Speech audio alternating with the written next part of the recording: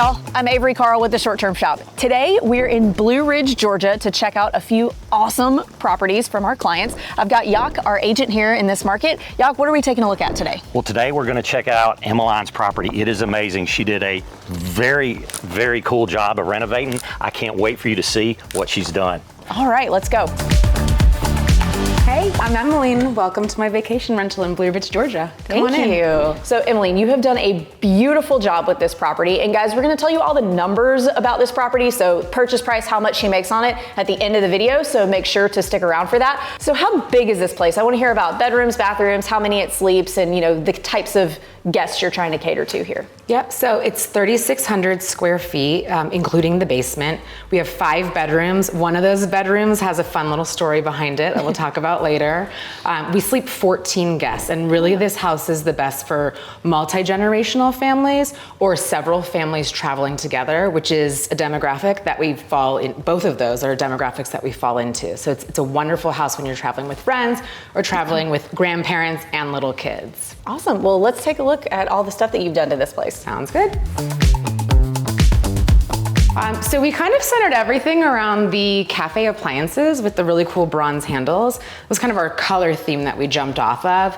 Like I said, the cabinets were already here, so we got really lucky with that, but we added this island for extra seating because this house can seat sleep a lot of people. But yeah, the paint really brightened everything up and new light fixtures, and we love that the beams are exposed here. So a lucky thing that we didn't have to change. So I want to ask you something about the paint. So I know that a lot of local people get really upset when you paint tongue and groove walls. So did you get any pushback on that from maybe painters or contractors or anything? We did, and it was surprising from the painters because we were paying a lot of money for it, but it felt like it was painful for them to do it, but I've never regretted it. It made such a huge difference in this place, and it makes it photograph so well. Yes, it really is an easy way to update an old kind of, I call them brown cabins, like an old brown grandma cabin, by painting the tongue and groove. Yes, brown bear chic. And I've seen people do white. I've seen people do like a dark gray or like a dark navy accent wall, and it really makes a huge difference. So if you guys think like, oh, hey, I'm buying a cabin and it feels dark and I don't feel like there's much I can do to update it, painting that tongue and groove really does brighten it up. I mean, look how beautiful this place is. Let's check out the rest of it. All right. So this is a guest room. We call it the guest balcony because it's got a door that leads right out to the balcony with the view. Beautiful. So this is a big discussion amongst the short-term rental community because so many people don't want to do white bedding because it stains, blah, blah. But I think it really, really makes a room just look so much more elegant. Is that why you chose this, or you just like to be able to bleach it? Totally agree. Bleaching is obviously a big plus. I just think it's a hotel standard, and I wanted this place to be up to par with somewhere I would want to stay, and I choose white in my own home. So yes, we can bleach it. We can't hide stains, right? And I think that helps win the trust of your guests a little bit. Yeah, you don't want to walking into a clean place. Yeah. You don't want to hide stains. Yeah, exactly. That's gross. Exactly. All right, yeah. So this is a beautiful room, beautiful view. Let's check out the rest of them. All right. So this is the second guest bedroom on the main floor. Another queen bed, fresh white bedding. Shares a bathroom with the other bedroom on this floor. So this is the loft. We turned it into a little bit of a reading nook, but also a work from home area. I've actually been doing a little bit of work this morning because I have a job and this is my life. I do a little bit of vacation rentals on the side, but you can't beat a view like this when you have to get some emails knocked out. Oh yeah, I would love to sit right here and do some work. What a beautiful view. All right, so this is the primary suite with the king bed.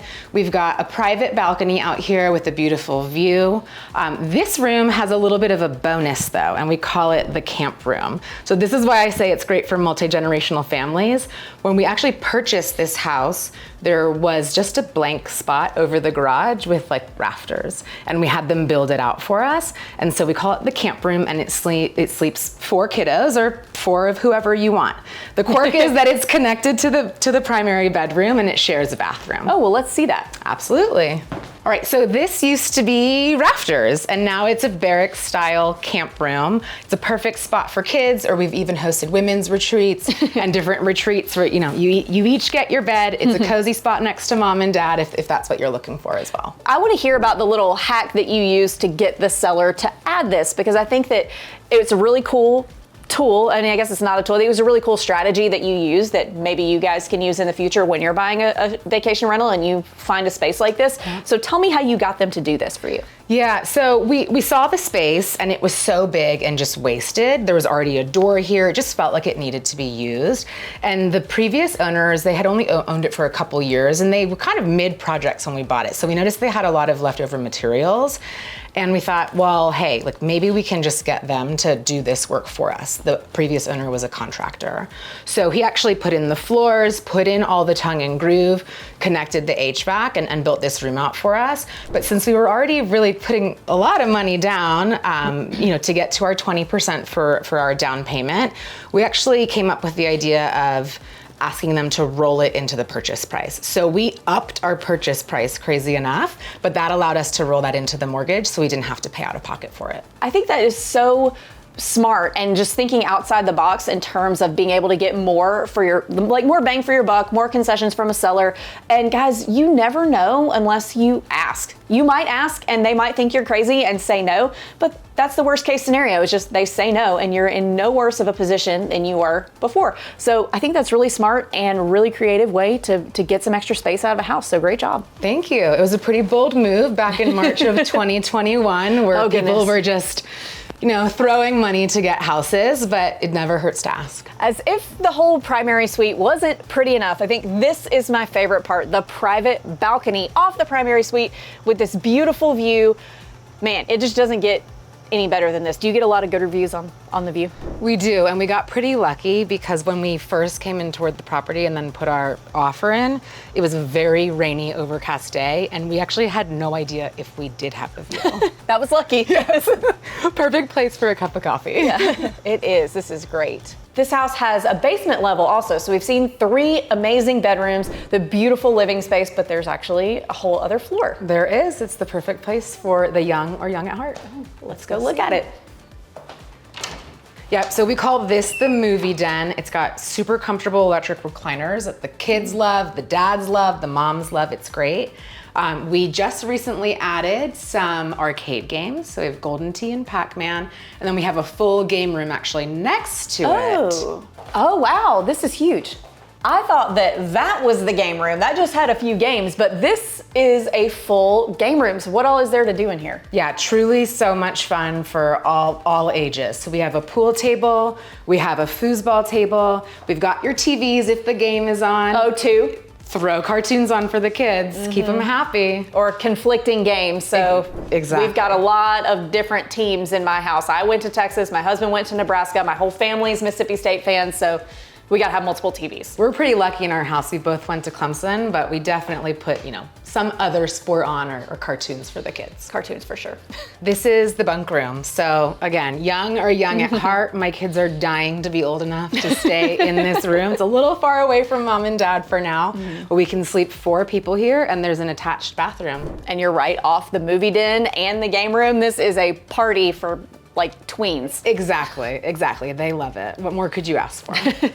Back patio, off the game room and the movie den and the bunk room. So you got so much. You could just not even have to go upstairs except to eat in this house. Exactly. Tell me about what goes on back here.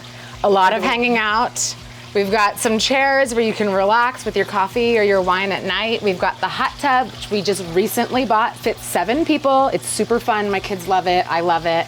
And then behind that, we've got the fire pit area. I love this fire pit area. You've got a view of the mountains. And guys, you may not know this, but string lights are one of the cheapest amenities that actually do add a lot of income to your property. If you've got a picture at nighttime with string lights up around a gathering space like this, it does get a lot of clicks and a lot of bookings. So interesting to know. I don't know if you've seen that with yours. Yeah, it was definitely a big bonus when we added this spot. We didn't start off with the fire pit area, but guests just love it. We actually added it because a guest was asking if we could add a fire pit, and she didn't book because we couldn't do it in time. It's my favorite spot, honestly, to be at the end of a long day when you've been downtown Blue Ridge or hiking. It's awesome to sit here with the kids, do s'mores, have a glass of wine, and just hang out. I love that you listened to the feedback of a guest and added an amenity for that, because I think a lot of hosts would have just been like, oh, that guest is being annoying. They want a fire pit. That's annoying. Yeah. Go book somewhere else. But you said, oh, our guests want fire pits, let's add a fire pit. I love that you listened and took that feedback.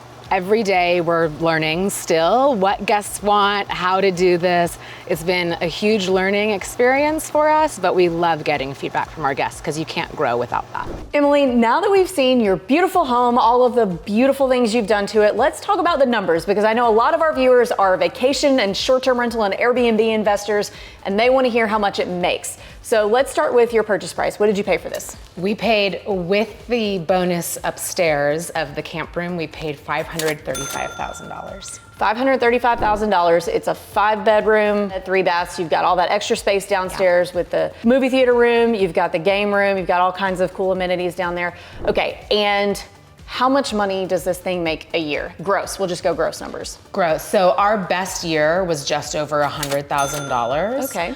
In total, since we launched halfway through 2021, we've grossed $283,000. Okay. How much would you say you had to put into furnishing and the fixing up?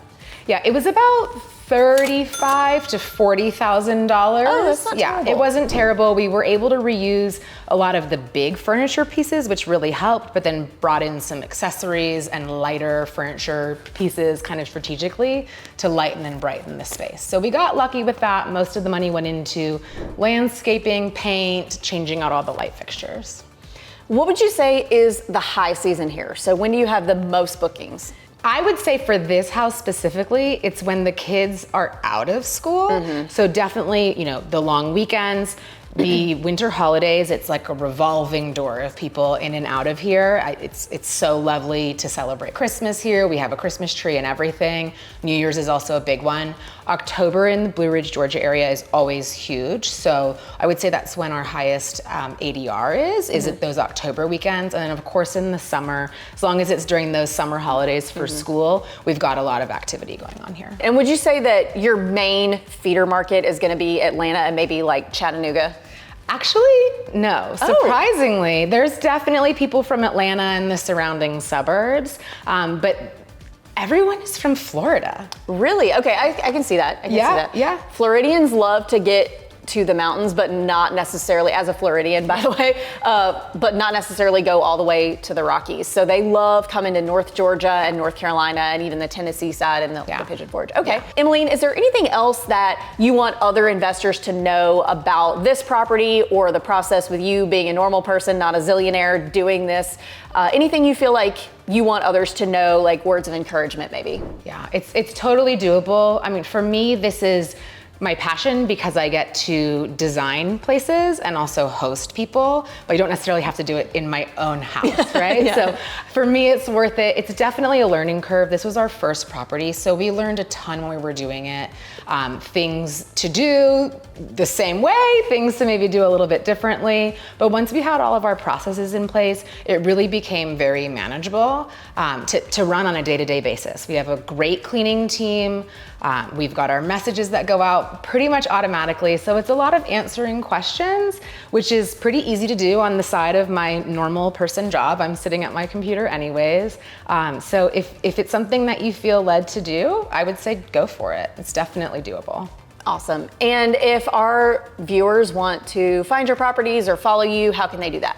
Totally. So we have an Instagram, it's Lodge Noir, or you can always go to Airbnb and find the link. Maybe we'll put it in the notes. Thank you guys so much for watching. Please hit that subscribe button. That's how we can bring you more videos like this. If you've unsubscribed for some reason, please resubscribe and I'll try to do better in the future. Thank you guys so much. There's tons of links on how you can get a hold of us or maybe work with us to buy a vacation rental in the notes. And with that, we will catch you on the next one. Bye, y'all.